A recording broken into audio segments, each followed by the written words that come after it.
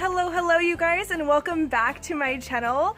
Today's video I am so excited about. It is going to be all about Japanese maples, and on top of these two pups, we are going to have a very special human guest to tell us all about his amazing collection of Japanese maples, as you can kind of see here.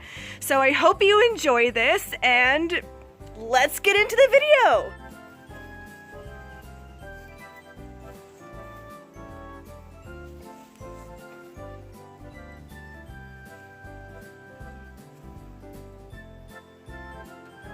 So right here we have our guest star. His name is Faja. He is my father, and he has tons of maples. One of the most, if not the most amazing plant and or maple collection I've ever seen in my life. So hopefully you guys like it as well. And I have prepared a couple questions for you to answer in this oh so awkward situation. Starting off with, how many Japanese maples do you say you have in this collection alone?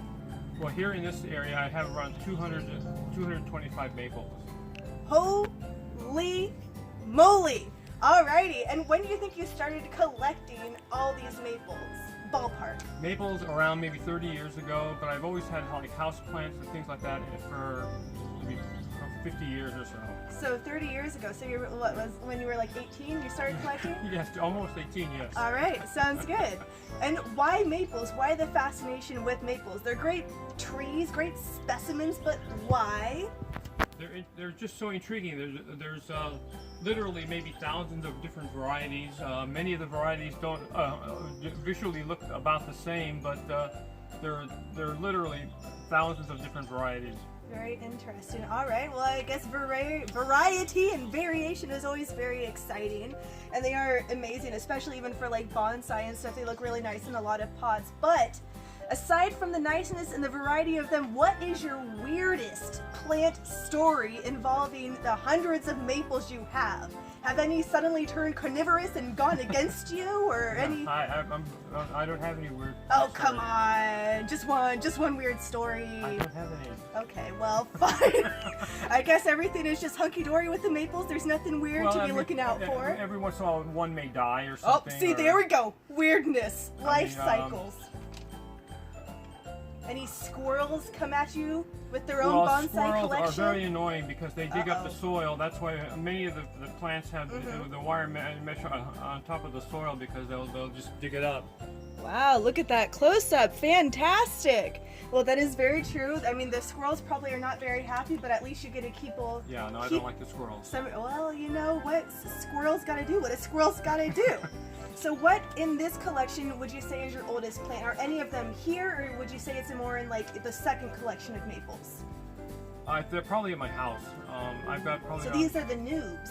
Yeah, probably 50 or 60 trees there. Okay. Yeah, it probably wouldn't be here, but there are very many nice ones here. Okay, what is like your oldest plant maple that you have in your collection, would you say, roughly? It's a Crimson Queen over at my house. Oh, the one in the front yard, yes. Okay, well, I guess we will show you guys that in another video. But how often do you repot these plants to make sure they maintain their peak physical treeness? Depending on the size of the plant, average about once every 3 years. Once every 3 years. 3 is the magical number. That is good, because that is also my favorite number. There you go. And I know this is impossible because you love all your plants the same, but I gotta ask it, which, don't say it too loudly, it's okay, but which is your favorite plant? I don't have any one favorite. I can show you a few that are very nice that are my favorites, but... Well, before you go show us the favorites, we're going to end it off with, do you have any tips for any maple fanatics out here in the cyberverse, or even for myself, because I have my first maple, which will be shown later. Keep them in dappled light. Dapple? Dappled light. Is that like handsome, like dapper light? No, it's like a mix of between shade and light and sun. Okay. Make sure to keep them in a well-drained soil. Well-drained? Sort of like well-trained. And keep them watered. Watered? I guess, yes, watering your key is. If you forget plants. 1 or 2 watering, that's it. Do you ever fertilize the plants?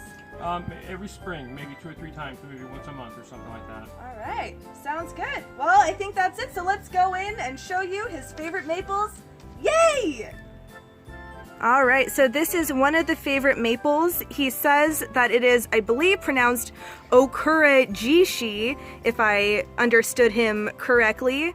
But he is quite fond of the rooting system. Is that right, Father? No, the leaf. Oh, shoot, I am very sorry. The leaf system, which is also very fantastic. Oh, Kururajishi. Oh, Kururajishi. I will type that out. Very exciting. All right, so this one is another favorite. I believe it is pronounced suisei. One of the things he loves about this, once again, is the leafing of it. I think it looks sort of like an herb, perhaps cilantro, although it is not. It is a Japanese maple. I mean, if you look at the detail of that, it is pretty fantastic, pretty unique, even for a maple, where they have, you know, a pretty wide variation, so gorgeous. All right, so this one is an Acer palm something baby lace, palmatum baby lace. The leaves kind of cluster together in this one, and they're, again, so delicate, and even like the little details on them are sort of sporadic on each individual shoot of the leaf. Very, very fun. Next up we have the Shishigushara, I believe it is pronounced, and it has some really fun bunched together kind of crinkly leaves. I know the lighting is a little bit difficult to see because we have kind of like a slatted roof above us to protect a lot of these maples, but hopefully you're able to kind of tell all the fantastic details on this little guy. Focus, camera, does it work? There we go.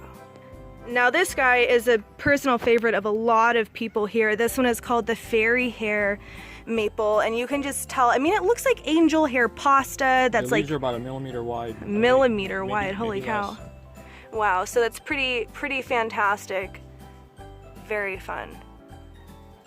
So that about wraps it up for this Japanese maple inspired video. I hope you guys liked it. If you'd like to see more about these fantastic little trees, let me know in the comments down below, and I will make sure to try and come up with something else in better detail. And he wants you to know he has 225 different varieties of these fantastic plants. Wonderful. Alrighty, and as a fun additional little perk, as promised, this is my first ever maple. I got it recently at a plant and flower festival over at the Cow Palace, and it is not as well established as a lot of my father's. However, it is still really fantastic. It's called the Acer Carnival. It was first discovered in 1989 over in the Netherlands. The leaves are a bit tricolor. They start out as sort of like a pinky little bud and have a nice variegation of cream and green. They're pretty rigid compared to like a lot of the other leaves, which might be a little bit more delicate. These almost have a bit of like a rubberized feel to it, which I was interested by. So I plan to kind of bonsai this guy and give him some nice shape, perhaps with some wiring. And now I'm going to show you my favorite maple in my father's collection. So I know that this maple was not shown in my father's favorites. However, this one is my personal favorite in his collection. It's just a palmatum, but what I love so much about it is all the moss grown at the bottom and the out of soil type of rooting system. It looks really exciting and kind of otherworldly to me. So I'm kind of a sucker for anything that has those exposed roots like that.